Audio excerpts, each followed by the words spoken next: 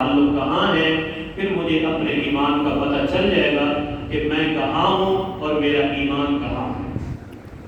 ہر شخص یہ غور کرے، اللہ کے نبی صلی اللہ علیہ وسلم کے حدیث سے ایک شخص مسجد میں چل کے آتا ہے، ایک قدم اٹھاتا ہے، اس کے ایک قدم اٹھانے کی وجہ سے اللہ رب العالمین اس کے ایک گناہ کو مٹا دیتے ہیں اور ایک درجے کو بلند کر دیتے ہیں۔ ایک گناہ مٹ گیا، ایک درجہ بلند ہو گیا، ایک نیکی مل گئی۔ اور پیغمبر علیہ السلام کے حدیث سے ایک شخص مسجد میں آتا ہے ایک مسئلہ سمجھنے کے لیے، اس نے مسئلہ پوچھا، مسئلہ سنا، مسئلہ سمجھا۔ میرے نبی فرماتے ہیں کہ اللہ رب العالمین اس شخص کو ایک حج کا ثواب عطا کرے، ایک حج کا ثواب۔ ہم اللہ کے نبی صلی اللہ علیہ وسلم کے دور میں چلے گئے، آگے چلے گئے، یہی مساجد لوگوں کے دکھ سکھ کا سہارا ہے۔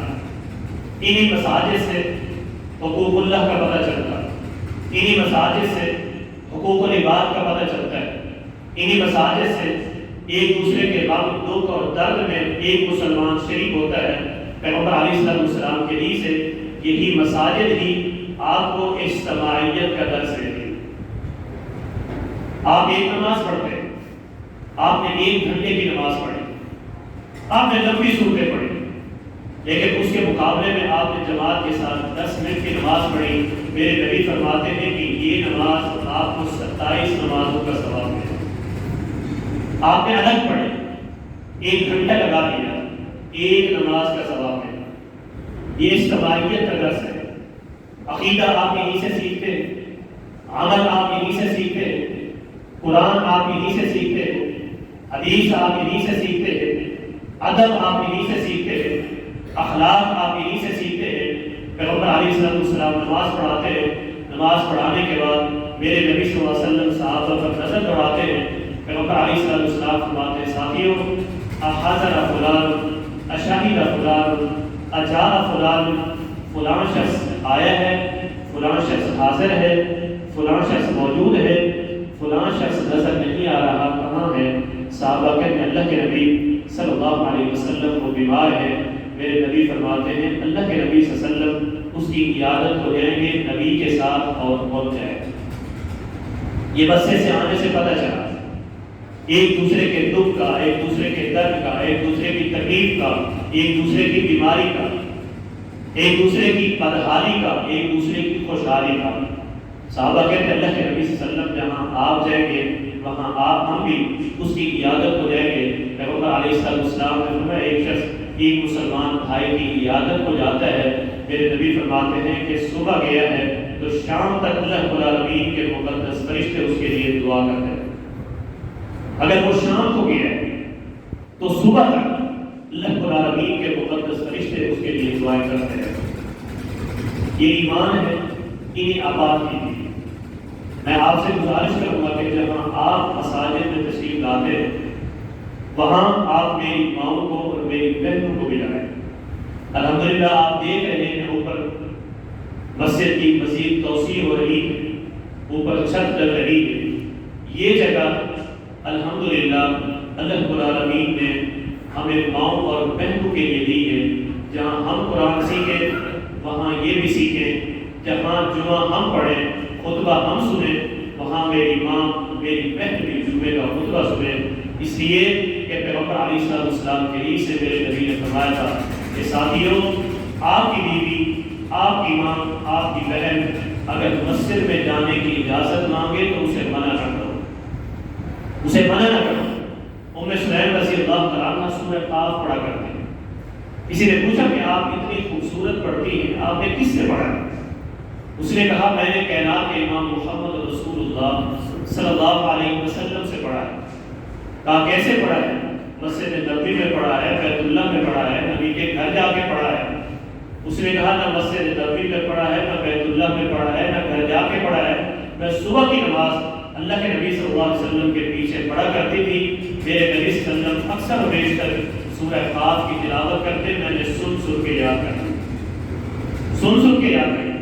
عبداللہ بن مسعود رضی اللہ تعالیٰ عنہ صحابی رسول ایک دن خطبہ دیا، ایک دن گزرا، 2 دن گزرے، ایک عورت آئی، ام یعقوب بنو اسد قبیلے سے تعلق ہے۔ کہا عبداللہ آپ نے یہ مسئلہ جمعے کے خطبے میں بیان کیا ہے، میں اپنے گھر میں گئی، میں نے قرآن کریم کو کھولا، لیکن مجھے تو یہ مسئلہ نہیں ملا۔ انہوں نے کہا کہ اگر آپ نے غور سے پڑھا ہوتا تو آپ کو مل جاتا۔ میرے رب نے فرمایا ما آتاکم الرسول فخذوا وما نهاکم عنہ فانتہوا، جو چیز تمہیں اللہ کا رسول دے اسے لے لو، جس سے منع کرے اس سے رک جاؤ۔ میرے نبی نے فرمایا کہ جو عورتیں یہ بات صاف کراتی ہیں اس پر رب کی لعنت ہے۔ مسئلہ یہ تھا۔ تو میرے بھائیو، انہیں آباد کیجیے، آباد کرنے کا ذریعہ بنیے۔ یہ ایمان ہے اور یہیں سے ہی ایک مسلمان کو ہدایت ملتی ہے، اسے عقیدہ ملتا ہے، اسے عمل ملتا ہے، اسے معیشت، اسے معاشرت ملتی ہے۔ آج ہم اگر صراط مستقیم سے ہٹ چکے ہیں تو اس کی ایک وجہ یہ بھی ہے کہ ہم نے اللہ کے گھروں کے ساتھ اپنا تعلق توڑ دیا۔ ایک وقت تھا کہ جب اللہ کے گھر کے ساتھ لوگوں کا اتنا تعلق ہوتا، پیغمبر علیہ السلام نے ایک دن مسجد میں تشریف فرما ہوئے سے بخاری کے حدیث سے مسجد کے پلر کے ساتھ ایک رسی لٹکی ہوئی دیکھی، اوپر سے نیچے آ رہی۔ میرے نبی نے پوچھا یہ رسی کس میں باندھی ہے، کیا ہے؟ بتایا کہ اللہ کے نبی صلی اللہ علیہ وسلم آپ کی اور میری ماں حضرت زینب رضی اللہ عنہا رات کو کھڑے ہو کر نماز پڑھتی ہیں، جب تھک جاتی ہیں تو اس رسی کو پکڑ کے تیر لگا دیتی ہیں۔ رات کو کھڑے ہو کر نبی علیہ السلام نے ابوبکر صدیق رضی اللہ عنہ کے گھر سے گزرتے ہیں، قرآن کی آواز آتی ہے۔ حضرت عمر رضی اللہ عنہ کے گھر کے پاس سے گزرتے ہیں، قرآن کی آواز آتی ہے۔ میرے نبی صلی اللہ علیہ وسلم نے جب تراویح کی نماز پڑھائی، ایک رات کچھ تھے، دوسری رات اس سے بڑھ گئے، تیسری رات اس سے بڑھ گئے، چوتھی رات اس سے بڑھ گئے۔ پھر پیغمبر علیہ السلام نے فرمایا کہ میں اگر پڑھاتا رہتا تو ممکن ہے کہ یہ آپ پر فرض ہو جاتی، پھر آپ اسے ادا نہیں کر سکتے۔ جستجو کتنی ہے، لگن کتنی ہے۔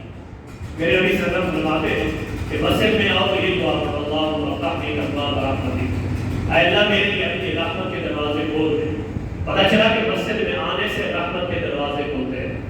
جب انسان جا رہا ہے دعا پڑھتا ہے اللہ مجھ پر رحم فرما، اپنا فضل مجھ پر نازل فرما، اللہ میں تجھ سے تیرے فضل کا تلاش سوال کرتا ہوں۔ اس سے پتہ چلتا ہے ایک سب مسجد میں آتا ہے، پھر جب جاتا ہے تو یہ دعا کرتا ہے، اللہ رب العالمین کا فضل اسے ملتا ہے۔ میرے نبی صلی اللہ علیہ وسلم کے حدیث ہے کہ سب سے بہترین جگہ اس روئے زمین پر اگر کوئی ہے تو وہ مسجد ہے۔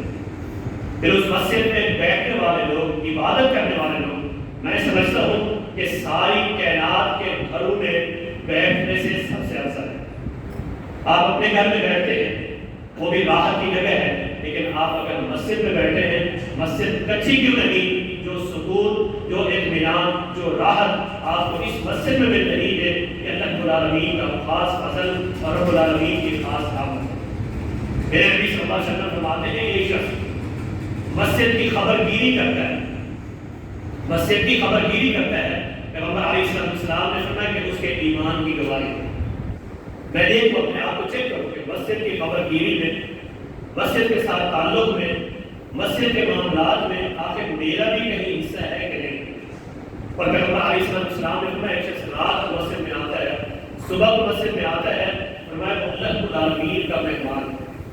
میزبان کون ہے؟ میزبان خود رب العالمین ہے۔ تو مسجد کے ساتھ اپنے تعلق کو قائم کیجیے، ورنہ کہ جو لوگ مسجدوں کو بناتے ہیں، تعمیر کرتے ہیں، رب نے فرمایا من آمن باللہ والیوم الآخر، حقیقت میں یہ ایماندار ہیں کہ اللہ پر بھی ایمان لاتے ہیں اور یوم آخرت پر بھی ایمان لاتے ہیں۔ میرے نبی نے فرمایا کہ جو شخص دنیا میں مسجد بناتا ہے، اللہ کا گھر بناتا ہے، اللہ رب العالمین اس کا گھر جنت میں بناتے ہیں۔ میں دیکھوں، میں اپنے آپ کو چیک کروں کہ میں کس لیول پہ، کس جگہ پہ کھڑا ہوں۔ تو میرے بھائیوں، یہ چند منٹ کی گفتگو آپ کے سامنے رکھی ہے اس دعا کے ساتھ کہ میں اپنے تعلق کو مساجد کے ساتھ مضبوط کروں، تاکہ میرا عقیدہ بنے، میرا عمل بنے، میری نماز صحیح ہو، میرا روزہ صحیح ہو، میرا حج صحیح ہو، میری زکوٰۃ صحیح ہو، میری معیشت صحیح، میری معاشرت صحیح، میرا ہر قسم کا عمل صحیح، میرا اخلاق صحیح، میرا کردار صحیح۔ اور یہ اگر بن سکتا ہے تو مساجد کے ساتھ تعلق سے بن سکتا ہے۔